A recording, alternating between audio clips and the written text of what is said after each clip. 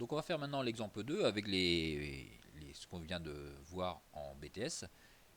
Et donc la notion de test. Donc on va utiliser un test du qui 2. Donc j'ai bien repris le même exemple que l'exemple 2. Et maintenant vous voulez savoir s'il y a indépendance entre la nature du traitement et la fécondité au seuil de risque de 5%. Donc on aura toujours un seuil de risque de 5%.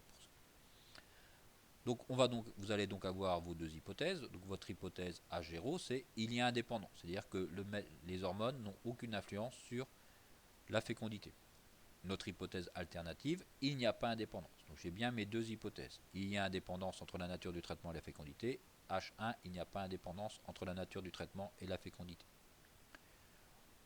On va supposer que notre hypothèse H0 est vraie. Et avec notre hypothèse H0, on va calculer les effectifs théoriques, si jamais on avait indépendance.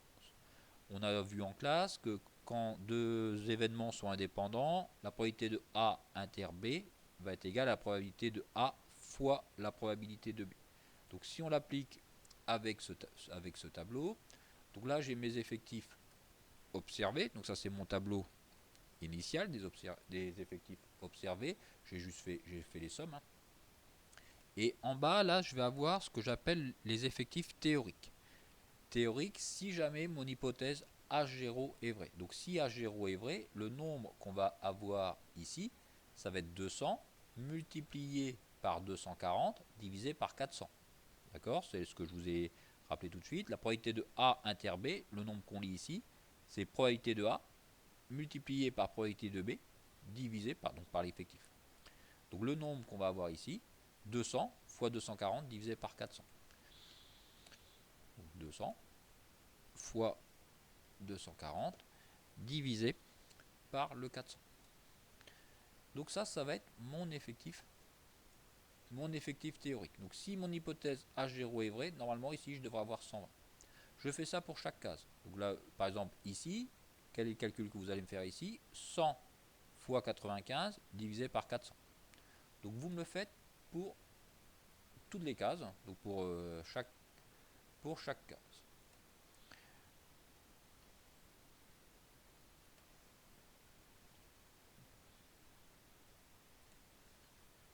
Vous avez dû déjà en faire pour 2 cases, 3 cases, 4 cases. Hop, ça va être fini. Et le tableau que vous devez obtenir doit ressembler à un truc comme ça. C'est nos effectifs théoriques. Alors, maintenant, on va calculer la différence entre les nombres qui sont ici et les nombres qui sont là. Entre les nombres théoriques et les nombres observés. Je vais calculer la différence et je vais calculer ce que j'appelle le qui 2. Donc là, le nombre qu'on va calculer maintenant, une fois qu'on a fait nos effectifs, une fois qu'on a trouvé nos effectifs théoriques, on va calculer ce qu'on appelle le qui 2. Donc le qui 2 observé, donc ça va être les observés moins les théoriques divisé par théorique. D'accord? Et effectifs observés moins les effectifs théoriques, que je mets au carré, sinon je risquerais de tomber sur 0, divisé par les effectifs théoriques. Donc ça veut dire quoi ce truc? Donc j'ai toujours mes deux tableaux. Donc je reprends mon tableau sans les lignes, sans lignes totales, totaux. Alors j'ai dit, donc qu'est-ce que j'ai dit? Effectifs observés. Donc les observés, c'est ceux qui sont là. Pour chaque case. Donc observés. Donc pour la case qui va être là, ça va être 118 moins théorique 120 que je vais mettre au carré et je divise par théorique. Donc pour la case que je vais mettre ici, donc ça va donc être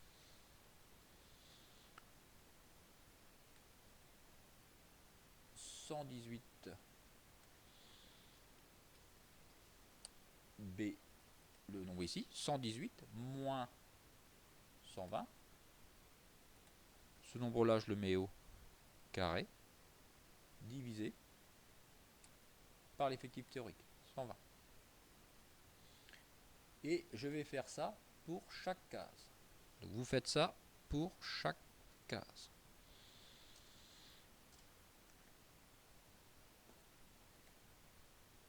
Donc on le fait pour chaque case. Donc là, qu'est-ce qu'il n'aime pas? Donc B2, B2, B2 moins B9, B2 moins B9. pour le nombre qui est ici, par exemple, là vous allez me faire 16,25 moins 18 au carré, divisé par 16,25. Donc si on le fait, donc je vous laisse le faire pour les différentes cases. Donc là, moi je retombe bien. Pour celui-là, ça me fait bien ça moins ça que je mets au carré. Et je divise par des 9, donc je divise par les théoriques.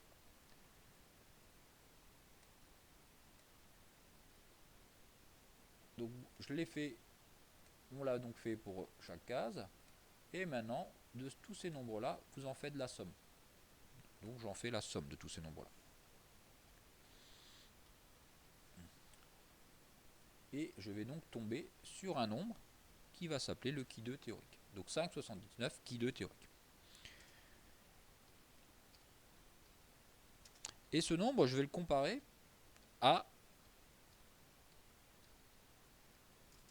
Non, ça va être le qui2 observé que je vais comparer par rapport au qui2 théorique. Donc ça, c'est le qui2 observé, c'est celui qu'on vient de calculer. Et ce nombre-là, je le compare par un nombre par un qui2 qui va être le qui2 théorique. Où est-ce que je vais le trouver, ce nombre-là? Ça va être tabulé. Donc dans une table, je vais trouver ce nombre-là dans une table. Si ces nombres-là, il y a une grosse différence, on va voir que dans quel cas on va refuser ou on va accepter notre hypothèse. Donc on a donc calculé notre qui2 observé. Notre qui2 observé, il est de 5,79. Notre qui2 observé, il est de 5,79. Donc lorsque mon hypothèse A0, donc là c'est une petite partie de maths là, donc lorsque mon hypothèse est vraie, je peux montrer que la distribution de ce que vous venez de faire là, des qui2 observés, ça va être approximativement une loi du qui2. Loi du qui2 à L, donc nombre de lignes moins 1 multiplié par nombre de colonnes moins 1, degré de liberté. Donc ça c'est pas bien compliqué, hein, nombre de lignes. Donc vous aviez dans votre tableau, on avait combien de lignes? 1, 2, 3. Donc nombre de lignes moins 1, ça va donc nous faire 3 moins 1 multiplié par nombre de colonnes moins 1. Vous aviez combien de colonnes dans votre tableau? 1, 2, 3. Donc multiplié par nombre de colonnes moins 1. Donc ça c'est 3 moins 1. Donc je ne vais pas rentrer beaucoup plus loin dans la théorie là, de pourquoi c'est une loi du qui2, etc. Alors je fais ça, donc là je tombe sur 4 degrés de liberté. 4 degrés de liberté. Donc la loi du qui2, ça va être la loi de la distribution qu'on vient de trouver là, ça va être une loi du qui2 à 4 degrés de liberté.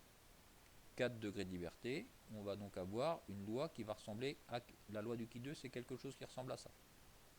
D'accord? Donc c'est une loi avec 4 degrés de liberté. Et ma règle de décision, donc vous vous souvenez que tout ce qu'on avait fait avec les histoires de haricots là pour trouver la règle de décision, là la règle de décision elle va être donnée quand le qui2 observé va être plus petit que le qui2 théorique. On va être dans le seuil, on va accepter H0. Par contre, quand le qui2 observé va être supérieur au qui2 théorique, on va rejeter H0. C'est-à-dire, on va accepter H0 quand on va être par là. De ce côté-là, dans la zone verte, là, j'accepte H0. Par contre, quand je vais être dans la zone rouge, je vais refuser H0. Je retrouve bien sur mon seuil de 5%. Donc si on revient à l'exercice, donc tout de suite, on a dit qu'on avait 4 degrés de liberté. 4 degrés de liberté. Je vais dans ma table du qui2. Table du qui2. 4 degrés. Donc là, je vais à 5%. Donc A égale 5%. 4 degrés de liberté, 9,49. Donc la valeur que je vais comparer, ça va être avec 9,49. Donc mon qui2 théorique, le qui2 théorique ici, il est égal à 9,49. 9,49. Mon qui2 observé, le gros truc qu'on a fait avec le tableur, il était de 5,79. Le qui2 observé, il était de 5,79. D'accord? Ça c'est ce qu'on a vu tout de suite avec le tableur. Ça c'est le qui2 observé. Alors, le qui2 observé, il est de quel côté? Est-ce qu'il est plus petit que le qui2 théorique? Ou est-ce qu'il est le qui2 observé est plus grand que le qui2 théorique? Donc 5,79, l'observé est plus petit que le théorique. 5,79 est plus petit que 9,49. Donc on accepte l'hypothèse H0. On accepte l'hypothèse H0. C'est-à-dire, au seuil de risque de 5%, il y a indépendance entre hormones, entre traitements aux hormones,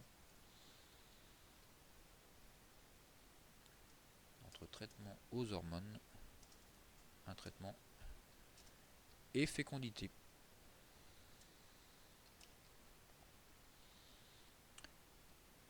Voilà ce qu'on appelle un test du Ki2. Et on va voir maintenant comment le faire directement à la calculatrice, parce que bien évidemment, tous ces calculs-là vont se faire directement à la calculatrice.